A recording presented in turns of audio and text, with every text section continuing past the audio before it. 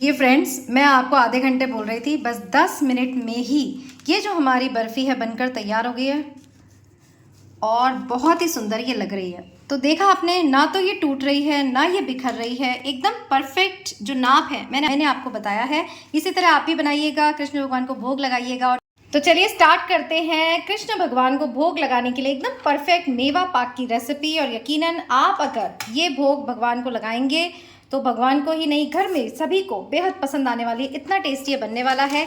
चलिए बताते हैं इसकी परफेक्ट रेसिपी। सबसे पहले एक पैन हमने गैस पर चढ़ा दिया है और उसमें डालेंगे 1 बड़ा चम्मच घी। सबसे पहले घी के पिघलते ही हमें इसमें डालनी है 1 कटोरी बादाम। तो 1 कटोरी बादाम हम इस तरह इस पैन में डालकर रोस्ट करेंगे। तो ये जो मेवा पाक बनता है उसमें इतने अच्छे ये जो नट्स हैं सारे जो हम रोस्ट करेंगे, इनका क्रंची टेस्ट आता है। तो कृष्ण जन्माष्टमी पर अगर आपने कभी ये वाली रेसिपी ट्राई नहीं की हो तो ज़रूर से करिएगा, क्योंकि वाकई बहुत ही टेस्टी और यूनिक टेस्ट इसमें आता है। और देखिए, जब ये बादाम हल्के से क्रंची हो जाए तब हम इन्हें अलग सी प्लेट में निकाल लेंगे। तो बहुत ही केयरफुली आपको बादाम को हिलाते रहना है, नहीं तो इनके जलने का डर रहेगा। ये देखिए, इस तरह हल्का सा जब इनका डार्क ब्राउन कलर हो जाएगा इसको निकाल देंगे और फिर इसमें डालेंगे हम काजू। तो 1 कटोरी बादाम और 1 कटोरी काजू भी हम यहाँ रोस्ट करने वाले हैं। सो फ्रेंड्स, जन्माष्टमी पर धनिए की पंजरी और जो भी आप मिठाई बनाते हैं, धनिए की पंजरी तो जैसे बनती ही बनती है, बट अलग तरीके की आप अगर कोई मिठाई बनाना चाहते हैं और कृष्ण भगवान को प्रसन्न करना चाहते हैं तो ये रेसिपी ज़रूर से ट्राई करिएगा।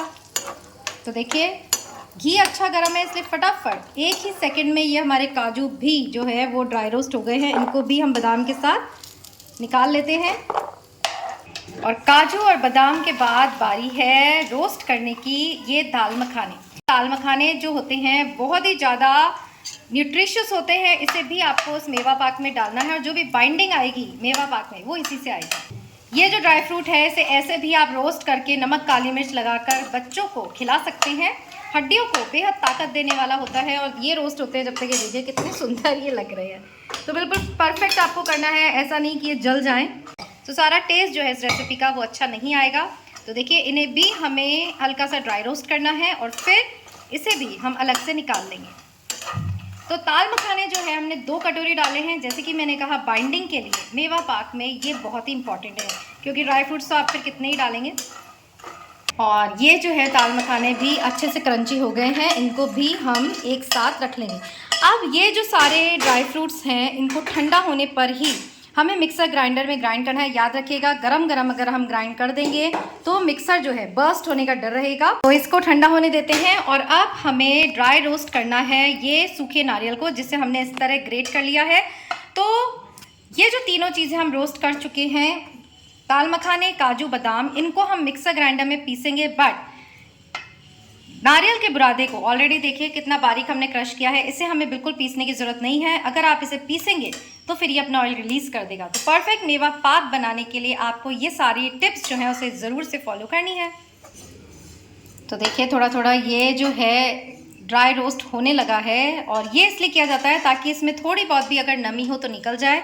और ये जो हमारी मिठाई है जो हम भोग के लिए प्रसाद तैयार कर रहे हैं वो काफ़ी दिन तक हम उसे यूज़ कर सकते हैं। और अभी देखिए, जन्माष्टमी है 16 तारीख को, आज क्या है, आज है 13।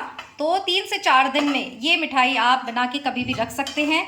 और उस दिन बाकी भी बहुत चीज़ें बनानी होती है, तो कम से कम एक मिठाई प्रसाद के लिए आप पहले से ही इस तरह तैयार करके रख सकते हैं और वाकई घर में सभी को बेहद पसंद आने वाली है। सो देखिए, ये लाइट ब्राउन हमारा नारियल जो है वो भी रोस्ट होकर तैयार हो गया है। अब तो ये दोनों चीज़ यहाँ रोस्ट हो चुकी है।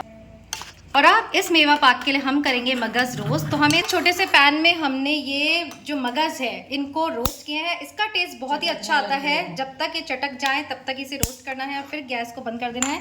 तो घी में इस तरह से रोस्ट कर लेना है। और ये जो ग्रेटेड कोकोनट है जैसे हमने रोस्ट किया है, और ये जो घी में रोस्ट किए हैं मगज़, इन दोनों ही चीज़ों को हमें ग्राइंड नहीं करना है। ग्राइंड करना है सिर्फ दाल मखाने, काजू और बादाम आना है, और इसी में हमने ये मिक्स कर दिए हैं। वाह, हमारे ड्राई फ्रूट्स जो हैं, ये जो हमारे ड्राई फ्रूट्स हैं अब ठंडे हो चुके हैं। जैसे कि मैंने कहा, ये जो मगज़ और नारियल का ये जो मिक्सचर है इसे हमें बिल्कुल नहीं पीसना। तो अब इसमें एक मिक्सिंग ब्लेंडिंग जार में आपको इसका एक दरदरा पाउडर बना लेना है। बहुत ज़्यादा आपको इसको बारीक चूरा नहीं करना है, बस हल्का सा दरदरा पाउडर बना लेना है, ताकि जो मेवा पाक है उसकी कंसिस्टेंसी बहुत ही अच्छी आएगी, उसका टेक्सचर जो है बेहतरीन आएगा।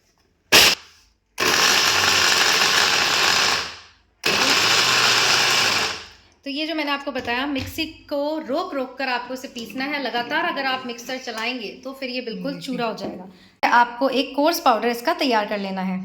तो चलिए आप मेवा पाक बनाने का प्रोसेस जो है हम शुरू करते हैं। सबसे पहले यहाँ पर हमने फिर से वही पैन चढ़ा लिया है और इसमें हमने डाला है 2 कटोरी यहाँ ग्रेटेड जैगरी यानी शुगर।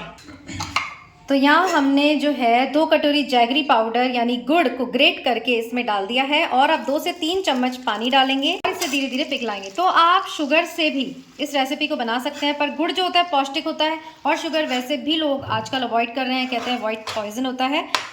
तो इस तरह गुड़ से हम बना रहे हैं और गुड़ में आपको कोई चाशनी बनाने की झंझट नहीं है। बस जैसे ही गुड़ हमारा पिघल जाएगा वैसे ही हम इसमें ये सारे मिक्सचर को ट्रांसफ़र कर देंगे। गुड़ हमारा पिघलने लगा, अब हम इसमें डालेंगे ये जायफल पाउडर। आपके पास अगर जायफल पाउडर ना हो तो आप इसे जायफल को घिस कर इसमें ज़रूर से डालिएगा, बहुत ही अच्छा फ्लेवर आता है।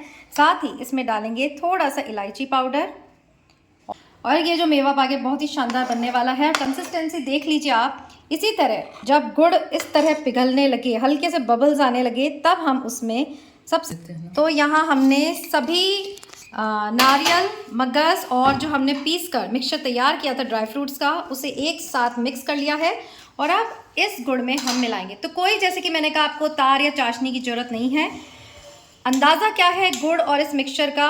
अगर आपके ड्राई फ्रूट्स 2 कटोरी हैं तो आपको 1 कटोरी गुड़ लेना है, यानी कि आधा क्वांटिटी आपको गुड़ की लेनी है। तो यहाँ 4 कटोरी लगभग ये मिक्सचर था, तो हमने यहाँ पे 2 कटोरी गुड़ को पिघलाया है और अब बस मीडियम लो फ्लेम पर इसे हल्के हल्के मिक्स करेंगे और ये फटाफट से तैयार हो जाएगी। तो इस जन्माष्टमी पर अगर आप ये मिठाई बनाने की सोच रहे हैं तो आपका डिसीजन एकदम सही है। तो वाकई गाइस बहुत ही टेस्टी ये जो है रेसिपी बनकर तैयार हो जाएगी। तो देखिए सारा मिक्सचर जो अच्छे से मिक्स हो गया है। गैस की फ्लेम को कर दिया है ऑफ और देख सकते हैं आप कितनी परफेक्ट क्वांटिटी यहाँ गुड़ और इस मिक्सचर की थी। ना तो हमारा ये जो मिक्सचर है वो बह रहा है और ना ही ये सूखा सूखा हो गया है। तो चलिए अब फटाफट से इसके आगे की तैयारी हम करते हैं।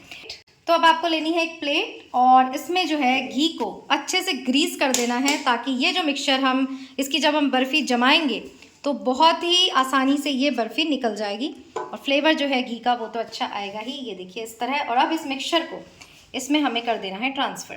देखिए जिन मिठाइयों में चाशनी बनाने की ज़रूरत होती है वो अक्सर बिगड़ जाया करती हैं, क्योंकि चाशनी का अंदाज़ा 1 तार 2 तार नहीं रह पाता। बट इसमें आपको कोई चाशनी नहीं बनानी, सिर्फ गुड़ को पिघलाना है। अगर आप शक्कर का भी इस्तेमाल कर रहे हैं तो भी उसे बस पिघलाना है और फिर उसके बाद इस मिक्सचर को इसमें मिक्स कर देना है। अच्छे से चारों तरफ इसे स्प्रेड करते हुए हम इसे जमा देंगे और फिर घंटे बाद ही ये जमकर तैयार हो जाएगी। फिर इसका रिजल्ट हम आपको बताएंगे। कमी थी इसमें पिस्ते की, तो पिस्तों को हम इस तरह ऊपर से इस पर लगा देंगे, हल्का से इसे टैप कर देंगे और देखिए कितनी खूबसूरत ये जो हमारा प्रसाद रेसिपी है बनकर तैयार हो गई है। बहुत ही टेस्टी ये बर्फ़ी आपको लगने वाली है और कृष्ण भगवान को तो पसंद आने ही वाली है। इसे और भी सुंदर बनाने के लिए हम लगा रहे हैं इस पे वर्क। आप चाहें तो इस सिल्वर वर्क को अवॉइड कर सकते हैं, बट हम यहाँ पर बिल्कुल हलवाई स्टाइल में इसे बना रहे हैं। बहुत ही केयरफुली इसे लगानी पड़ती है, तो बहुत ज़्यादा नहीं, थोड़ा सा हम लगा देते हैं एंड इट्स डन। तो चलिए इसके ठंडे होने का इंतज़ार करते हैं। ये फ्रेंड्स मैं आपको आधे घंटे बोल रही थी, बस 10 मिनट में ही ये जो हमारी बर्फ़ी है बनकर तैयार हो गई है और बहुत ही सुंदर ये लग रही है। तो देखा आपने, ना तो ये टूट रही है ना ये बिखर रही है, एकदम परफेक्ट जो नाप है मैंने आया है। इसी तरह आप भी बनाइएगा, कृष्ण भगवान को भोग लगाइएगा और एक कमेंट ज़रूर करिएगा कि आपको ये जो रेसिपी है कैसी लगी, और साथ ही जय श्री कृष्णा भी ज़रूर से लिखिएगा। कितने सुंदर ये लग रहे हैं और एक निकाल के हम आपको बताते हैं। तो चलिए कितनी परफेक्ट ये जो हमारी बर्फ़ी बनी है उसको हम निकाल के बताते हैं। एंड लुक एट दिस, बहुत ही यम्मी, बहुत ही टेस्टी। मतलब पहले तो मैं प्रसाद चढ़ाऊँगी, उसके बाद हम इसे चखेंगे, बट बहुत ही टेस्टी ये बनी है। तो देखिए ये हमने यहाँ पर लड्डू गोपाल के भोग लगा दिया और कितनी सुंदर जो है ये हमारी बर्फ़ी बनकर तैयार हो गई है। ये हमारा मेवा पाक ज़रूर से कृष्ण भगवान को तो पसंद आएगा ही, आपके घर में भी सभी को बेहद पसंद आएगा, तो इसे ट्राई करना मत भूलिएगा। And happy Janmashtami in advance. और चलिए, जय श्री कृष्ण। तो देखिए इस तरह हमारा मेवा पाक कितनी शुद्धता से यहाँ घर पर बनकर तैयार हो गया है। जन्माष्टमी पर ज़रूर ये बोक रेसिपी ट्राई करिएगा और फिर मिलेंगे यहीं तड़का विद स्टाइल पर। टिल देन खुश रहिए, अपना ध्यान रखिए एंड याद रखिएगा, life is beautiful and happy Janmashtami.